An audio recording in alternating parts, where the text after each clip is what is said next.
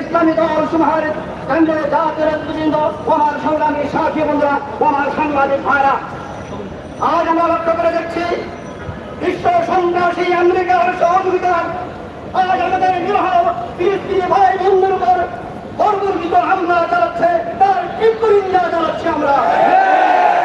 আর যদি বিশ্ব সন্ত্রাসী আমেরিকা ইসরায়েলের সহযোগিতা বন্ধ না করে তাহলে সারা বিশ্বে আমেরিকার বিরুদ্ধে আন্দোলন করে দেবো ইনশাআল্লাহ।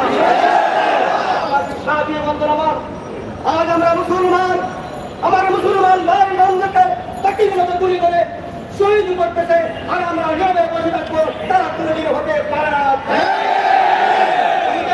দায়িত্ব হিসাবে আমরা আন্দোলন করে যাব যতদিন পর্যন্ত ফিলিস্তিন স্বাধীন হবে, আমাদের আন্দোলন চলবে।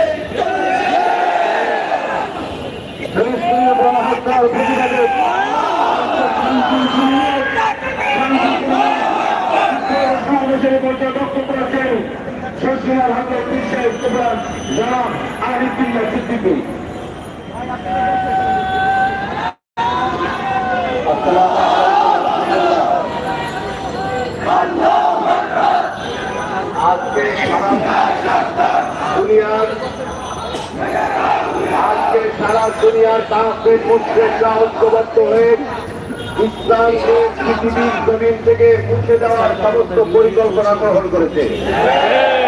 আমরা মুসলমানদের কাছে দাবি করছি, সারা বিশ্বের মুসলমান আজকে ঐক্যবদ্ধ হয়ে আজকে ইসরায়েলি অপশক্তির বিরুদ্ধে আমরা হুঙ্কার দেব। তারা ইসলামের শত্রু, শত্রুতা করে এতদিন টিকে থাকা রয়েছে, এখন কিন্তু আল্লাহর বাহিনী মদত আসতে শুরু করে দিয়েছে।